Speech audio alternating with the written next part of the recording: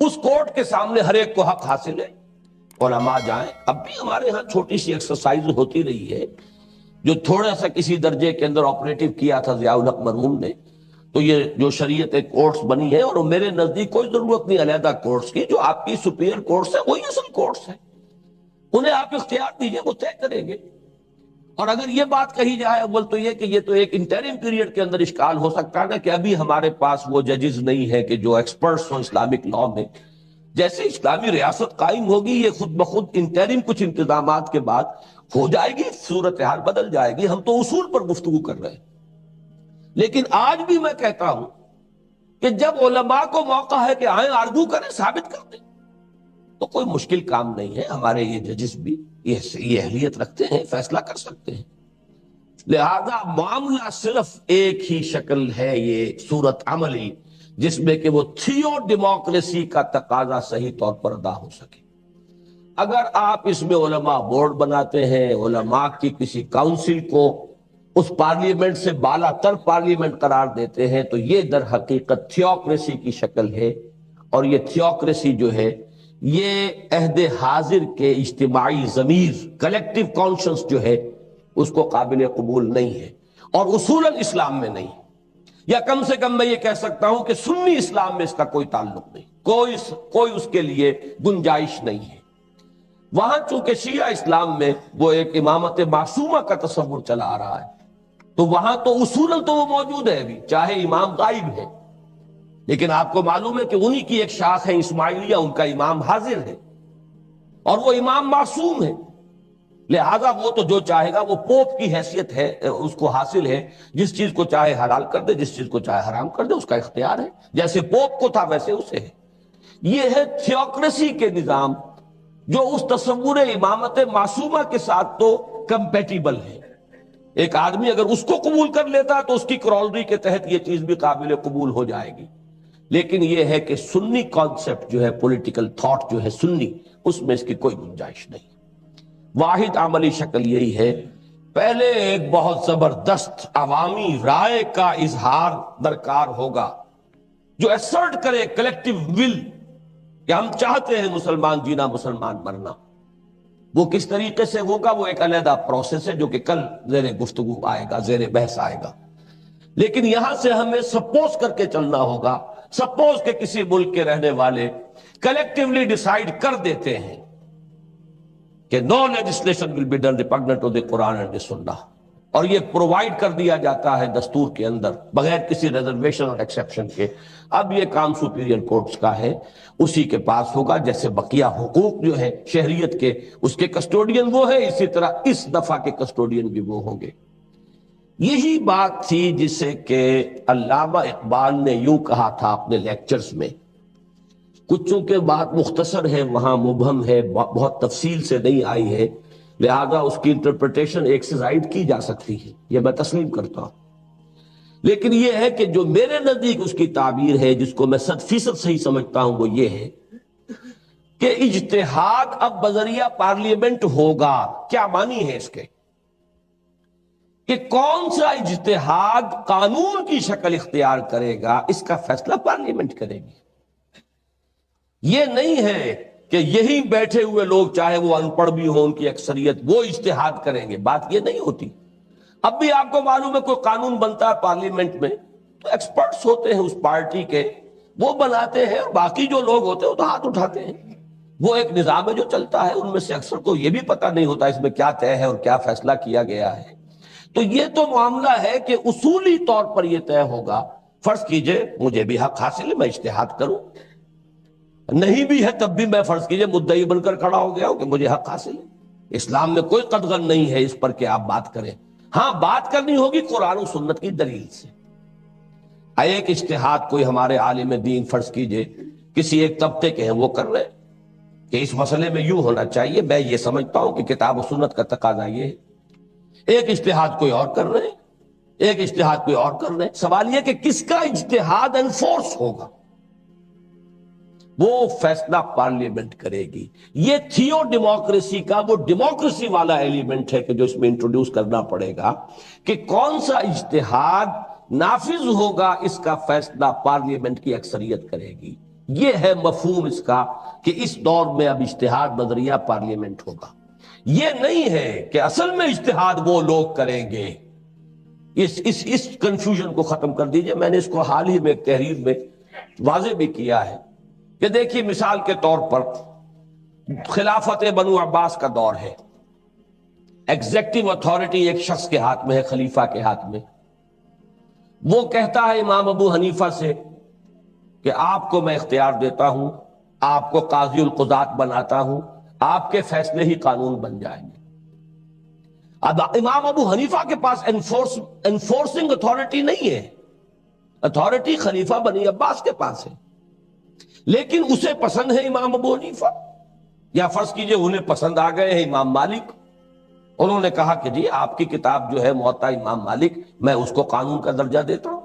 دونوں نے انکار کر دیا، قطعاً ہم اس کے لیے تیار نہیں. اس لیے کہ اس کے معنی یہ ہے کہ ہمارے اجتہادات نافذ ہو جائیں گے لوگوں کے اوپر، جبکہ ہم تو اوپن رکھنا چاہتے ہیں. یہ اصل میں فقہ اسلامی کی وہ فارمیٹو سٹیج تھی، ابھی وہ تشکیل پا رہا تھا. اس میں کسی ایک فرد کے اجتہادات کو اس طریقے سے اگر لاگو کر دیا جاتا تو وہ آزادی خیال اور آزادی فکر اور آزادی رائے وہ سارے کے سارے ختم ہو جاتے. لہذا جو بھی اور دوسرے بھی پولیٹیکل کچھ مسائل تھے اور اسباب تھے، لیکن یہ کہ جو اصولی بات ہے انہوں نے اس کو قبول نہیں کیا. اس سے آگے چل کر معاملہ ہوا مثلاً ہندوستان میں اورنگزیب کے زمانے میں. ایگزیکٹو اتھارٹی کس کے ہاتھ میں ہے؟ مونارک ہے، وہ بادشاہ ہے، اورنگزیب کے پاس ہے. وہ اپنے پسندیدہ علماء، فرض کیجئے کہ وہ اہل حدیث مسلک کا ہوتا تو اہل حدیثوں کو جمع کرتا، اگر وہ حنفی تھا تو حنفیوں کو اس نے جمع کر لیا، شافعی ہوتا تو شوافع علماء کو جمع کرتا. ایک اس نے باڈی بنا دی کہ آپ قانون بنا دیں، آپ مرتب کر دیں. وہ فتاوی عالمگیری مرتب ہو گئے. نافذ کرنے کی قوت تو ان علماء کے پاس نہیں تھی، غریبوں کے پاس، جنہوں نے مرتب کیے ہیں. وہ تنفیذ کی قوت تو اصل میں شہنشاہ اورنگزیب کے ہاتھ میں تھی، اس نے نافذ کر دیا. بالکل اسی طرح سمجھیے کہ اب جب تھیو ڈیموکریسی کا کانسیپٹ ہوگا تو تنفیذ کی جو طاقت ہے وہ پارلیمنٹ کے ہاتھ میں. اور کون سا اجتہاد ہے کہ جو اس وقت ہمارے ملک کی مسائل اور اپنے حالات کے مطابق زیادہ مناسب ہے، اس کا فیصلہ پارلیمنٹ کرے گی.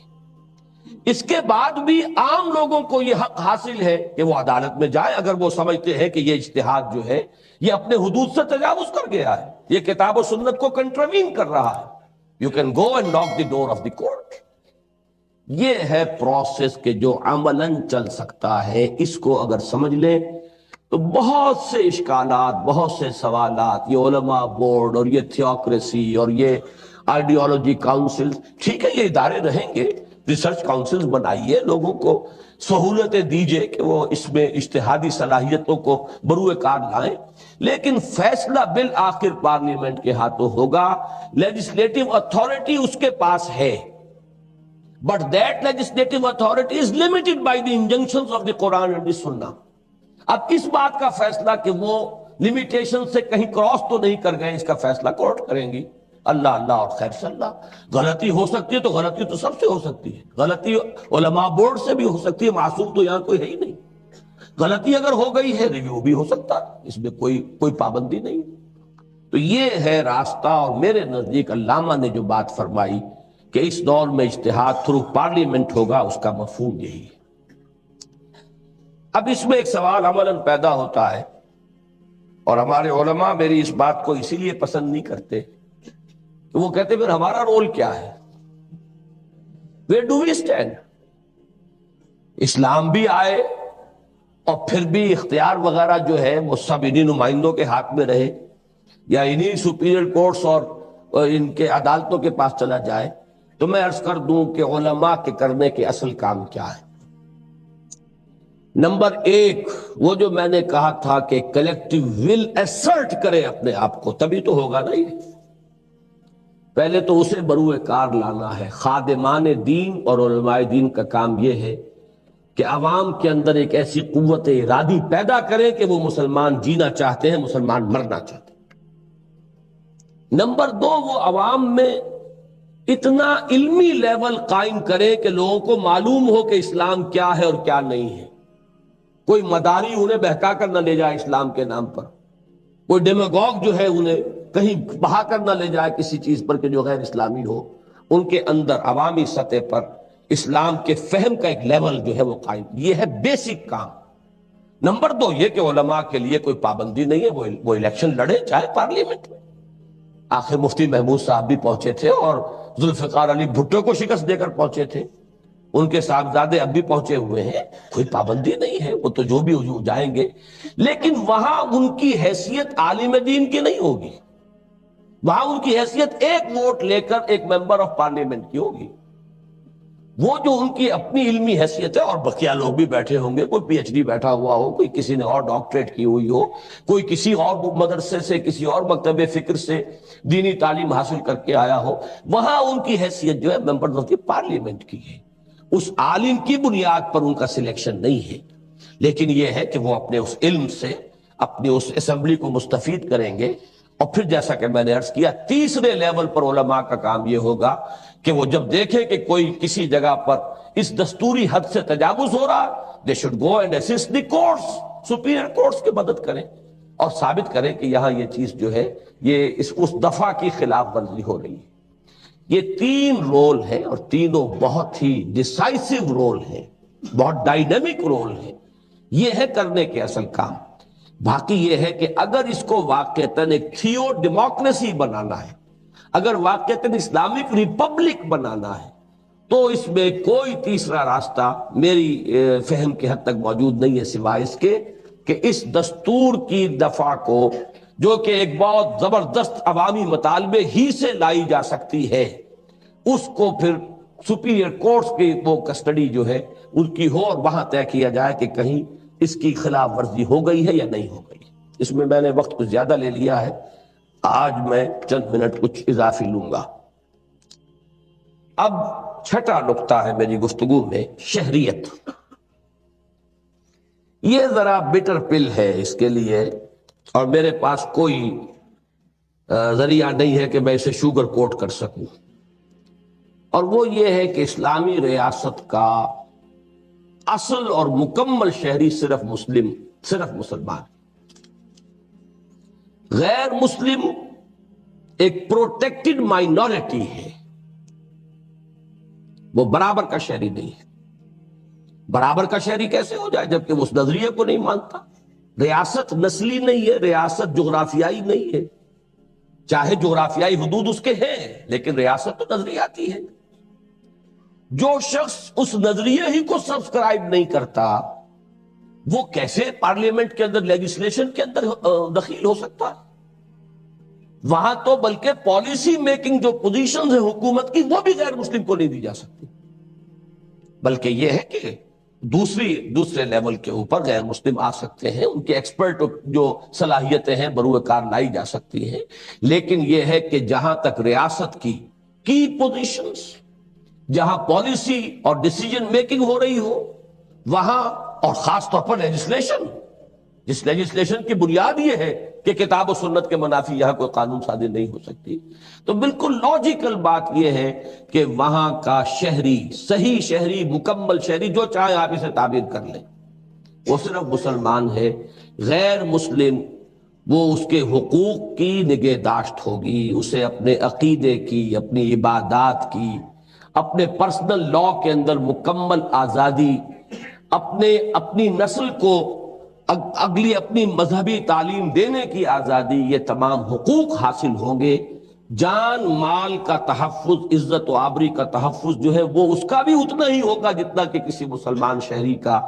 لیکن یہ ہے کہ بہر صورت یہ ماننا پڑے گا، اگر یہ تسلیم کیا جائے کہ یہ ایک نظریاتی ریاست ہے، تو اس کی مکمل شہریت جو ہے وہ صرف اسی شخص کو حاصل ہوگی، اور اس کی گفتگو میں کر چکا ہوں کہ وہ ایمان کے اوپر نہیں، اسلام پر۔ اسی لیے میں نے کہا ہے کہ اسلامی ریاست کا مکمل شہری صرف مسلمان ہے۔ البتہ نمبر 2 اسی کی کرولری ہے، مسلم سب برابر ہیں۔ مسلمان اپنے حقوق شہریت میں اپنے تقوی یا اپنی دینداری کی بنیاد پر اس میں اونچ نیچ نہیں ہوگی۔ المسلم کفو لمسلم، مسلمان مسلمان کا بالکل ہم پلہ ہے، برابر ہے. All Muslims are equal as citizens. یہ بات بڑی اہم ہے، اور چونکہ امام ابو حنیفہ جنہیں میں بھی مانتا ہوں امام اعظم رحمہ اللہ، اس اعتبار سے کہ دستور اور قانون کا جتنا ایکیوٹ سینس ان کا ہے، میں تو پوری دنیا میں نہیں سمجھتا کہ کوئی ان کے قریب آئے گا. انہوں نے جو یہ تقسیم کی ہے ایمان کے بارے میں، جو فرمایا کہ الایمان لا یزید ولا ینقص، ایمان نہ گھٹتا ہے نہ بڑھتا ہے، یہ ان کا مشہور مقولہ ہے. اس کی اصل نتیجہ کیا نکلتا ہے؟ وہ اس ایمان کے بارے میں نہیں کہہ رہے جس کو میں نے کہا تھا وہ اندر ہوتا ہے. اندر والا ایمان تو گھٹتا بھی ہے بڑھتا بھی ہے، کبھی آپ کے اندر شکوک و شبہات پیدا ہو جاتے ہیں، کبھی آپ کو یقین کی کیفیت زیادہ حاصل ہو جاتی ہے. آپ قرآن پڑھتے ہیں تو اندر خود محسوس ہوتا ہے کہ ایمان اور یقین میں اضافہ ہو رہا ہے. آپ کہیں غافلوں کی محفل میں بیٹھتے ہیں، گپ بازی کرتے ہیں تو خود محسوس ہوتا ہے کہ کچھ نہ کچھ یہاں کمی ہوئی ہے. وہ ایمان تو گھٹتا بڑھتا ہے. لیکن جو لیگل ایمان ہے، جس کی بنیاد پر کہ دنیا میں کسی شخص کو مسلمان شہری مانا جائے گا، he will be entitled to all the rights of citizenship in an Islamic state، یہ ایک لیگل پرابلم ہے، کانسٹیٹیوشنل ایشو ہے. اس کے اعتبار سے وہ لیگل ایمان نہ گھٹتا ہے نہ بڑھتا ہے، وہ بالکل جامد شے ہے، اور اس میں تمام مسلمان مساوی ہوں گے. اس کی میں مثال ایک دیا کرتا ہوں جس سے بات ذرا کھل جاتی ہے، کہ اگر ایک ہی شخص کے بیٹے ہوتے ابو بکر صدیق اور عبداللہ ابن ابی، ایک رئیس المومنین ایک رئیس المنافقین، اگر ایک شخص کے بیٹے ہوتے تو ان کو وراثت برابر برابر ملتی. حضرت ابو بکر کو 10 گنا زیادہ نہ ملتی عبداللہ ابن ابی سے، چاہے وہ منافقوں کا سردار، لیکن منافق بھی لیگل مسلم ہوتا ہے. حضور نے اس کی نماز جنازہ بھی پڑھا دی ہے، اس لیے کہ منافق تو وہ اندر کے اعتبار سے ہے، لیگلی وہ کنفرم کر رہا ہے ان ساری ریکوائرمنٹس کو کہ جو ایک مسلمان کی. تو جب تک کہ کوئی شخص لیگل مسلم تسلیم کیا جائے گا، اس کے تمام حقوق برقرار رہیں گے. باقی تقوی ان اکرمکم عند اللہ اتقاکم، وہ معاملہ عند اللہ ہے، عند اللہ درجہ بندی ہوگی کہ یہ کتنا اونچا اور یہ کتنا نیچا، لیکن سب کے سب قانون اور دستور کی سطح پر بالکل مساوی ہوں گے. ہاں اگر کسی شخص کی تکفیر ہو جائے، یہاں اس جو تصور تکفیر ہے اس کو سمجھ لیجئے. تکفیر در حقیقت ایک سیکنڈری فینومینن ہے کہ جب یہ محسوس کیا جائے کہ یہ شخص جو بنیادی ایمانیات اور بنیادی جو لوازمات ہیں دین کے، ان میں سے کسی چیز کا انکار کر رہا ہے، تو پھر اس کی تکفیر ہوتی ہے. He's cut off from the community. یہ ایک طرح کی تطہیر ہے، پرج ہے، پرج آف دی پارٹی اور purge of the ideological community. ایک آئیڈیولوجیکل کمیونٹی اگر پرج نہیں کرے گی تو ظاہر بات ہے کہ اس کی آئیڈیولوجیکل جو ہے اس کی شدت اور قوت شرازہ جو ہے وہ اس کا منتشر ہو جائے گا. یہ ایک نیسیسٹی ہے for ideological parties and communities کہ جو لوگ بھی اس سے ہٹے انہیں پرج کیا جائے. تو یہ پرجنگ ہے تکفیر در حقیقت. فرض کیجئے کہ ایک شخص کہتا ہے اشہد ان لا الہ الا اللہ واشہد ان محمد رسول اللہ، ہم نے اسے مسلمان مان لیا. بعد میں پتہ چلتا ہے کہ یہ شخص تو آخرت کو تو مانتا ہی نہیں، اس نے تو صرف یہ کہا کہ میں نے اللہ کو مانا، رسول کو مانا، آخرت کو نہیں مانتا. اب آپ کیا کریں گے؟ اب تکفیر کریں گے اس کی. اگر آخرت کا انکار کر رہا ہے تو کافر ہے. اسی طریقے سے فرض کیجئے کہ پتہ چلا کہ یہ تو اللہ کو علی کل شیء قدیر نہیں مانتا، اس کے اومنی پوٹنٹ ہونے کو کا انکار کر رہا، تو اب کیا کریں گے؟ اب آپ اس کو پرچ کریں گے کہ نہیں، یہ اب ہمارے اس ایمان کے تقاضے کو پورا نہیں کر رہا. یہ سیکنڈری پروسیس ہے. لیکن جب تک اسی طرح ختم نبوت کا معاملہ ایک جملے میں واضح کرتا چلا جاؤں کہ یہ جو قادیانیوں کی طرف سے آتا ہے کہ ہم تو کلمہ گو ہے، کلمہ گو جو ہے مسلمان ہوتا ہے، صحیح بات ہے کہ جس شخص کے بارے میں ہمیں اور کچھ معلوم نہیں ہے اس کو محض کلمے کی بنیاد پر مسلمان مانیں گے ہم. لیکن جس کے بارے میں معلوم ہے کہ وہ ختم نبوت کا منکر ہے، اس کی تکفیر کی جائے گی. یہ تکفیر ہے ایک سیکنڈری فینومینن کہ جو اگر کچھ اور معلوم نہیں، وہ تو میں وہ واقعہ سنائی دوں کہ عین حالت جنگ میں حضرت اسامہ رضی اللہ تعالی عنہ مقابلہ ایک کافر سے ہو رہا تھا. اس کافر نے جب یہ دیکھا کہ میں اب اوور پاور ہو چکا ہوں، کلمہ پڑھ دیا اشہد ان لا الہ الا اللہ واشہد ان محمد رسول اللہ. انہوں نے گمان کیا جو ہم میں سے کوئی ہوتا تو بھی 100% یہی گمان کرتا کہ اس نے صرف ہیلا کیا جان بچانے کے لیے، زیادہ تلوار لگائی اور ختم کر دیا اس کو. لیکن جب حضور صلی اللہ علیہ وسلم کے پاس خود ہی انہوں نے رپورٹ کیا کہ یہ واقعہ ہوا، تشویش تھی دل میں، تو حضور نے فرمایا تم نے غلط کیا. حلا شققت قلبہ، یعنی یہ حضور نے اظہار ناراضگی سے فرمایا تو نے اس کا دل چیر کر کیوں نہیں دیکھ لیا کہ اس میں ایمان ہے کہ نہیں. مطلب یہ کہ تم تو اس پر مکلف نہیں ہو.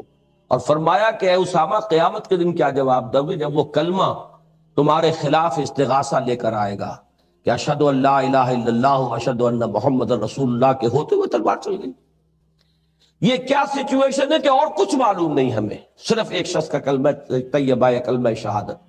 لیکن جہاں معلوم ہو کہ یہ تو محمد الرسول اللہ کو گالیاں دیتا ہے صلی اللہ علیہ وسلم، یا یہ ختم نبوت کا قائل نہیں ہے، یا یہ نماز کا منکر ہے. ایک ہے نماز کا تارک، وہ کافر نہیں ہے، لیکن نماز کا انکار کر دے کہ میں نہیں مانتا نماز کو، وہ کافر ہو جائے. یہ ہے تکفیر کا فینومینن. تو جان لیجئے کہ اس میں ہماری فزیولوجی میں ایک لا مشہور ہے، آل اور نن لا. کوئی شے ہوگی تو پوری ہوگی 100% ہوگی، نہیں ہوگی تو 0 ہو جائے گی، ایک دم اس میں پرسنٹیج نہیں آتی. یہ سٹیزن شپ جو ہے اسلامی ریاست کی، یہ اسلام کے ساتھ ہے، اور یہ اسلام آل اور نن ہے. یا تو ایک مسلمان ہے تو آل دی رائٹس آف سٹیزن شپ یہ اس کو حاصل ہے، اگر وہ کافر ہو گیا تو وہ 0 ہو گئے. مسلمان کی حیثیت سے جو حقوق تھے، درمیان میں کوئی گریڈیشن نہیں ہے. یہ ہے مفہوم امام ابو حنیفہ کے اس قول کا کہ الایمان لا یزید ولا ینقص، یہ گھٹتا بڑھتا نہیں. اس اعتبار سے 2 باتیں میں نے عرض کی ہیں. اسلامی ریاست کا مکمل شہری صرف مسلمان ہے. اب آپ جو چاہے کہیں، غیر مسلم ایک پروٹیکٹڈ مائنورٹی ہوگی، سیکنڈ ریٹ سٹیزن ہوگا، جو چاہے کہیں، اس سے مجھے بحث نہیں ہے. جو عمدہ سے عمدہ اور موسٹ پیلیٹیبل لفظ اس کے لیے وضع کیا جائے کر لیجئے، لیکن یہ کہ اصول ماننا پڑے گا کہ یہ نظریاتی ریاست ہے تو اس کی مکمل شہریت اسی کو حاصل ہوگی جو اس نظریے کو مانتا ہو، قبول کرتا ہو، ٹیسٹیفائی کرتا ہو. نمبر 2 یہ کہ وہ جو ہے وہ برابر ہے اپنے دستوری اور حقوق شہریت کے اندر مساوی. البتہ اس میں تیسرا سوال پیدا ہوتا ہے، اور یہ سوال اصل میں جب اسی موضوع پر میں نے کراچی میں گفتگو کی تھی تو مدیر تکبیر صلاح الدین صاحب نے اس پر کچھ گفتگو کی اور وہاں کچھ بدمزگی بھی پیدا ہو گئی. تو میں چاہتا ہوں کہ اس مسئلے کو یہاں واضح کر دوں. ایڈیشنل شرائط عائد کی جا سکتی ہیں، مثلا جیسے جب ایڈلٹ فرنچائز ہے اس میں بھی آپ طے کرتے ہیں نا کہ 18 برس کا ہوگا تو اسے ووٹ کا حق ہوگا، یا 20 برس کا ہوگا تو ووٹ کا حق ہوگا، یا 21 برس کا ہوگا تب ووٹ کا حق ہوگا. تو یہ تو آپ طے کرتے ہیں، یہ کہیں کتاب و سنت میں لکھا ہوا نہیں ہے. اسی طریقے سے فرض کیجئے کسی ملک کے شہری اپنی کانسٹیٹیوئنٹ اسمبلی کے ذریعے سے یہ طے کر لیتے ہیں کہ ہمارے ہاں ووٹ کا حق صرف اس کو حاصل ہوگا جو کم سے کم پرائمری پڑھا ہوا ہو، کم سے کم وہ یعنی جو بھی اپنی ریجنل لینگویج ہے اس میں ہی لکھنا پڑھنا جانتا ہو، یا اس سے آگے جا کر کوئی اور بھی آپ عائد کرنا چاہیں. اور یہاں الیکشن میں صرف وہی کھڑا ہو سکے گا جس کے اندر یہ اوصاف ہو. لیکن یہ سب کچھ ڈیپینڈ کرے گا عوام کی رائے پر. فیصلہ وہ کریں گے کہ 18 برس ہو 21 برس ہو. جو میری رائے ہے وہ بعض لوگ تو اسے لطیفہ ہی سمجھتے ہیں، لیکن میں اس میں سیریس ہوں. میرے نزدیک تو 40 برس کی عمر ہے میچورٹی کی از روئے قرآن. اس سے نیچے وولیٹائل ایج ہے یہ، اور اس کو ڈیمیگوگز جو ہے وہ بہا کر لے جاتے ہیں. تو سٹیبلٹی اگر چاہیے تو 40 برس کا. اب 40 برس آپ معین کرتے ہیں، کہیں کہتے ہیں وزیر اعظم نہیں ہو سکتا 40 برس سے کم، جس کو 35 برس کر کے تو جو ہے ساری مصیبت ضیاء الحق صاحب نے اس وقت جو ہے کچھ لوگوں کے سروں پہ ڈال دی، گردنوں میں ڈال دی. لیکن یہ کہ یہ ساری چیزیں بھی طے ہوتی ہیں، یہ کوئی کتاب و سنت میں نہیں ہے، کہیں دنیا میں اس کا کوئی ایک قانون نہیں ہے. اسی طریقے سے ووٹر کے لیے کوئی ایڈیشنل شرائط، الیکشن کنٹیسٹ کرنے کے لیے ایڈیشنل شرائط ہو سکتی ہیں. لیکن یہ سب ڈیپینڈ کریں گی خود عوام کی مرضی پر کہ ان کے نمائندے ان چیزوں کو طے کریں گے، دستور کا جز بن جائیں گے، وہ انفورس ہو جائیں گے۔ لیکن بیسک کوالیفیکیشن جو ہے اسلامی ریاست میں وہ ہے اسلام۔ شہریت کی بنیادی شرط اسلام ہے، اور اس کے اندر حقوق کے اندر تمام مسلمان، المسلم کفو لمسلم، مسلمان کے ہم پلہ ہے اور برابر ہے۔ ساتویں بات پر میں آ رہا ہوں، اب مجھے بس بہت جلدی میں بات ختم کرنی ہوگی۔ خواتین کا معاملہ، میں نے جہاں تک غور کیا ہے، جو اسلام کا فلسفہ ہے، اسلام کی جو روح ہے، اس کی تعلیمات کا جو لب لباب ہے، یہاں پر جو حکومتی اور ریاستی ذمہ داریوں کا بوجھ ہے وہ اسلام مردوں پر ڈالتا ہے، عورتوں پر نہیں ڈالتا۔ اصل میں میرے نزدیک تصور بدل جاتا ہے، ایک جگہ اسی چیز کو آپ حق کہتے ہیں اور ایک جگہ اسی چیز کو آپ ذمہ داری کہتے ہیں۔ اسے حق سمجھا جائے تو پھر یہ ایک ناانصافی کی بات آتی ہے، اگر ذمہ داری سمجھا جائے تو اللہ تعالیٰ نے، یہ میں چونکہ اس وقت کا موضوع نہیں ہے، میں صرف اپنی رائے عرض کر رہا ہوں کہ میرا مطالعہ یہ ہے، اگرچہ کوئی صریح حکم کتاب و سنت کا موجود نہیں ہے۔ یہی وجہ ہے کہ اس وقت بھی ہمارے ملک میں جو اتنی بڑی کنٹروورسی بے نظیر بھٹو کے وزیر اعظم بننے کی وجہ سے ہوئی ہے، اس میں بھی علماء جو ہے یہ تو کہہ رہے ہیں کہ خلاف اسلام ہے، کسی نے اسے حرام مطلق نہیں کہا۔ جو بھی آپ کسی مفتی سے پوچھیں گے، فتویٰ مانگیں گے، حرام مطلق نہیں ہے، یعنی ایسی چیز کہ جس میں کوئی گنجائش نہ ہو۔ اس کو کہا گیا ہے کہ یہ مکروہ تنزیہی ہے، جیسے فرض کے بعد ادھر واجب ہوتا ہے، ایسے ہی ادھر سے جو کیٹیگریز میں نے آپ کو بتائی تھی، تو حرام سے ذرا ادھر جو ہے وہ ہے مکروہ تحریمی، تو یہ مکروہ تحریمی کہا گیا ہے، لیکن حرام مطلق اسے کسی نے نہیں کہا۔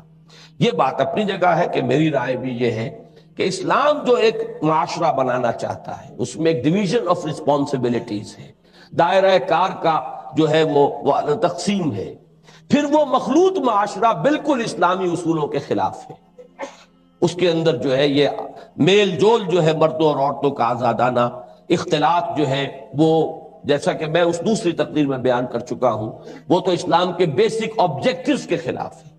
لہذا میرے نزدیک خواتین کو حق رائے دہی تو دیا جا سکتا ہے، لیکن الیکشن میں کھڑے ہو کر پارلیمنٹ میں آنے کا میرے نزدیک واللہ عالم یہ اسلامی ریاست کے منافی ہوگا، اسلام کی روح کے اور اس کی بنیادی تعلیمات کی۔ اس لیے کہ حضور کی دو حدیثیں تو موجود ہیں جو اس دور میں تو کافی بیان ہوئی ہیں، میں صرف اشارہ ہی کر رہا ہوں کہ حضور نے فرمایا وہ قوم کیسے فلاح پائے گی جس نے اپنا معاملہ ایک عورت کے حوالے کر دیا، اور یہ حدیث بخاری کی ہے، پختہ حدیث ہے۔ اسی طرح ایک حدیث میں حضور نے 3 اوصاف گنوائے، جس قوم میں یہ اوصاف ہوں گے اس قوم کے لیے مر جانا بہتر ہے زندہ رہنے سے۔ فَبَطْنُ الْأَرْضِ خَيْرٌ لَهُم مِّن ظَهْرِهَا، زمین کا پیٹ ان کے لیے بہتر ہے اس کی پیٹھ سے۔ زمین کی پیٹھ پر تو ہم چلتے ہیں جب زندہ ہوتے ہیں، اور زمین کے پیٹ میں دفن ہو جاتے ہیں مرنے کے بعد، تو یہ استعارہ ہے کہ ان کے لیے موت بہتر ہوگی زندگی سے۔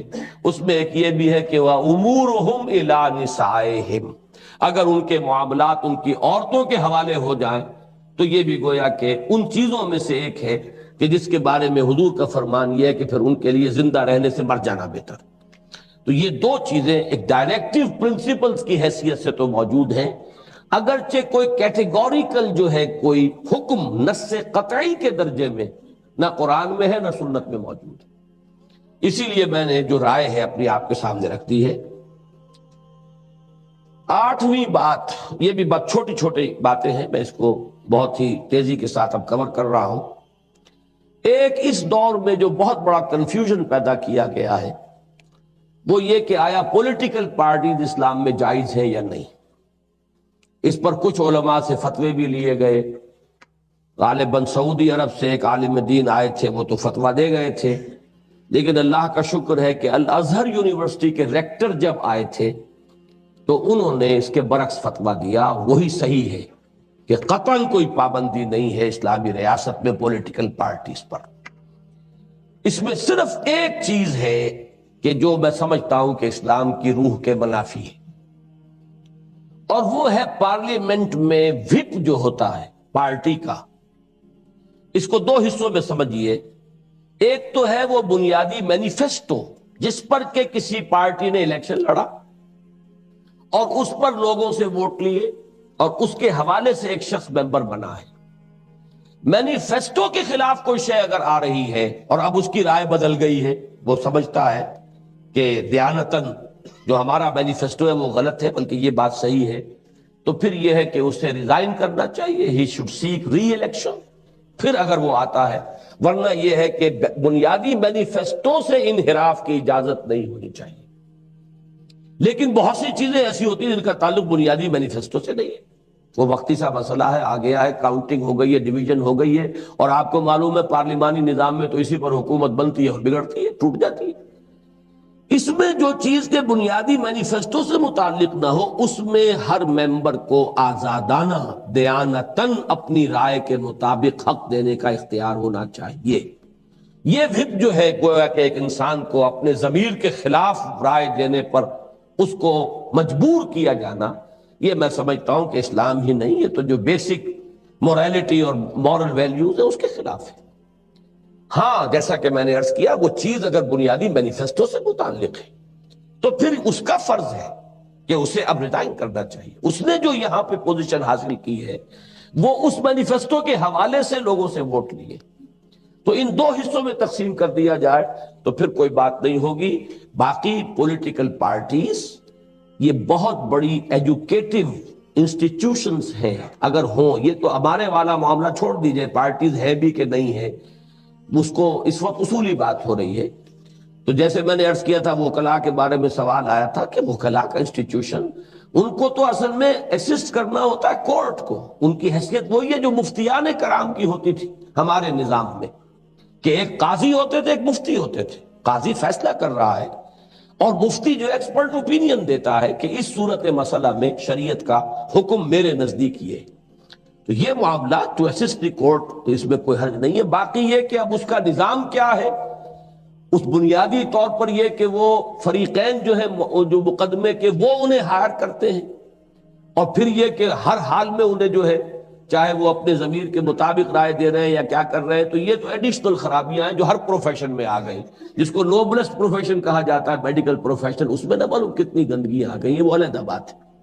اسی طریقے سے پولیٹیکل پارٹیز کا انسٹیٹیوشن بڑی قیمتی شے ہے، وہ پبلک کو ایجوکیٹ کرتی ہے۔ بڑے بڑے مسائل وہ ہیں اصل میں قومی زندگی کا جن کا کتاب و سنت سے کوئی تعلق نہیں۔ بجٹ میں آپ کی پرائورٹیز کیا ہے، کس چیز کو آپ کتنی ایلوکیشن دیتے ہیں، کہاں سے کتاب و سنت سے آپ لیں گے؟ یہ ساری چیزیں وہ ہیں جو پارلیمنٹ نے بیٹھ کے طے کرنا ہے۔ ہر پارٹی اپنی پرائورٹیز دیتی ہے، وہ پالیسیز دیتی ہے، ہم اس چیز کو پروموٹ کریں گے، ہم اس چیز کے اوپر زیادہ خرچ کریں گے، ہماری فورن پالیسی یہ ہوگی، ہم اس اصول کے اوپر چلیں گے۔ اور ظاہر بات ہے کسی پارٹی کے مینیفیسٹو میں کوئی شے خلاف اسلام ہے تو پھر کورٹ میں جا کر جو ہے کنڈا کھٹکھٹایا جا سکتا ہے کہ اسلامی اس ریاست کے اندر یہ پارٹی اس مینیفیسٹو کے ساتھ الیکشن نہیں لڑ سکتی، اس لیے کہ یہاں یہ طے ہے کہ یہاں اسلام کے اصول کے خلاف جو ہے کتاب و سنت کی نصوص کے خلاف کوئی قانون سازی نہیں کی جا سکتی۔ لیکن اس کے اندر اندر جو ہے پولیٹیکل پارٹی بہت بڑا ایجوکیٹو انسٹیٹیوشن ہے عوام کے لیے کہ انہیں اپنے مسائل کے بارے میں ایجوکیٹ کرے کہ یہ مسئلے ہیں، یہ حل ہے، اس طریقے سے ہماری ترجیحات ہونی چاہیے۔ تو پولیٹیکل پارٹیز میں قطعاً کوئی قباحت نہیں، اگرچہ میں یہ مانتا ہوں کہ خلافت راشدہ میں کوئی پولیٹیکل پارٹی نہیں تھی۔ بعض لوگوں نے خامخواہ تکلف کیا، بنو امیہ ایک پولیٹیکل پارٹی تھے، بنو ہاشم، یہ پولیٹیکل پارٹیز نہیں تھی، یہ قبیلے تھے، وہاں کوئی وجود نہیں تھا۔ لیکن یہ کہ میں پہلے عرض کر چکا ہوں کہ ایگزیکٹ ریپلیکا خلافت راشدہ کا وہ اب اپلیکیبل نہیں ہوگا، اس لیے کہ وہ ایک ٹرائبل سوسائٹی تھی اور یہ سوسائٹی جو ہے بیسیکلی اب چینج ہو چکی ہے۔ ایک نواں نقطہ ہے فرقوں کا مسئلہ کیا بنے گا۔ اس میں نے پچھلے دنوں ایک گفتگو میں عرض کیا تھا کہ ایک سیمی سیکولر نظام ہمیں اختیار کرنا پڑے گا، اور میں نے یہ 20 اگست 1980 کو اسی موضوع پر تقریر کی تھی، علماء کنونشن جو پہلا ہوا تھا ضیاء الحق صاحب نے کیا تھا. اس وقت تک بہرحال انہیں مجھ سے حسن زن تھا، مجھے ان سے حسن زن تھا، تو میں بھی وہاں تھا، میں بھی حاضر تھا وہاں، ضبط سخون کر نہ سکا. تو اس میں نے جو تقریر کی تھی اس کا لب لباب یہ ہے کہ دیکھیے سیکولر نظام اصل میں اسے کہتے ہیں، وہ لا مذہبی نظام نہیں ہوتا، کل مذہبی نظام ہے سیکولر. لا دینی کل مذہبی، یہ دو لفظ جوڑ لیں تو صحیح طریقے سے تعبیر ہوگی. یعنی لا آف دی لینڈ میں کسی مذہب سے کوئی سروکار نہیں، وہ تو بروٹ میجورٹی جو بھی ہے عوام کی اپنے نمائندوں کے ذریعے سے وہ فیصلہ کرے گی. البتہ پرسنل لاز میں ان کو کھلی اجازت، تم مندر میں جاؤ پوجو جس کو پوجنا ہے، تم جاؤ مسجد میں اور اللہ سے لو لگاؤ، اور تم جاؤ سینیگوگ میں جس طرح چاہو کرو. اس میں صرف جو گڑبڑ آتی ہے وہ فیملی لاس میں آتی ہے، جو کہ ہندوستان میں بھی ہوئی اور بڑے بڑے پیمانے پر مسلمانوں نے وہاں کھڑے ہو کر منوایا اس بات کو کہ ہمارے فیملی لاس کو ہمارے پرسنل ہی معاملات کے اندر شمار کیا جائے گا. کوئی ایک جو یونیفارم سول کوڈ ہے وہ ہندوستان میں نہیں آئے گا. لیکن یہ کہ باقی دنیا میں جو سیکولر نظام چل رہے ہیں ان میں فیملی لاس کو بھی وہ لا آف دی لینڈ میں شامل کرتے ہیں. ورنہ فوجداری اور دیوانی قوانین یہ دو ہیں کہ جو لا آف دی لینڈ کے لازمی اجزاء ہیں. یہ جیسا کہ میں نے عرض کیا فیملی لاس یہ بارڈر لائن پر ہے، چاہے ادھر لے جائیے چاہے ادھر لے جائیے. میرے نزدیک اس کو پرسنل میں ہونا چاہیے. تو ہمیں سیکولر نظام جو ہے وہ کسی سطح پر، مرکزی سطح جو ہے لا آف دی لینڈ میں کسی مذہب کو تسلیم نہیں کرتا، پرسنل میں تمام مذاہب کو تسلیم کرتا ہے. اسلامی ریاست میں اب کیا ہوگا کہ پرسنل میں تمام فرقوں کو تسلیم کیجئے. نماز جیسے شیعہ پڑھنا چاہیں پڑھیں، مسجد بنائیں، اوقات طے کریں، جو چاہے کریں. روزہ جس وقت کھولنا چاہتے ہیں کھولیں، جس وقت سحری ختم کرنا چاہتے ہیں ختم کریں، کوئی اعتراض نہیں. اسی طرح یہ کہ اگر ان کے ہاں 1000 طلاقیں بھی ایک ہی طلاق شمار ہوتی ہیں اس کے مطابق طے کریں. لیکن یہ کہ شادی کے وقت طے کر دینا چاہیے کہ اس میں یہ شادی جو ہے یہ کس فقہ سے گورن ہوگی، اس وقت طے ہو جانا چاہیے. ورنہ بیوی حنفی فقہ کی اور وہ جعفری فقہ کے ہو تو چکر پڑ جائے گا کسی ڈائیورس کے کیس میں کہ اب اس کے مطابق فیصلہ ہوگا، اس کے مطابق فیصلہ ہوگا. لیکن یہ کہ اصولی بات یہ ہے کہ پرسنل لا میں پوری اجازت، پوری آزادی. لا آف دی لینڈ میں جو اس وقت شکل ہے اس کے اعتبار سے بہترین صورت یہ ہے جس پر پوری گفتگو میں نے بیس کی ہے کہ صرف کتاب و سنت، نہ فقہ حنفی، نہ فقہ مالکی، نہ فقہ شافعی، نہ فقہ Jafari, none of the fiqhs، Quran and the سنہ. اس میں فرق جو پڑتا ہے وہ شیعہ حضرات کے بارے میں پڑتا ہے، ورنہ باقی تمام سنی سیکٹ اس کے اندر آ سکتے ہیں یکجا ہو کر. اور اس کی وجہ کیا ہے کہ شیعہ حضرات کی سورسز آف دی سنہ مختلف ہیں ہم سے. ہمارے شافعی ہوں، مالکی ہوں، حنبلی ہوں، حنفی ہوں، وہی صحیح بخاری، وہی صحیح مسلم، وہی جامع ترمذی، وہی سنن ابی داؤد، وہی سورسز ہیں. جس کو حوالہ دینا ہوگا وہیں سے دے گا. لیکن چونکہ شیعہ حضرات کی اپنی حدیث کی کتابیں علیحدہ ہیں، لہذا یہ کتاب و سنت کے اوپر بھی جمع ہونا مشکل ہے.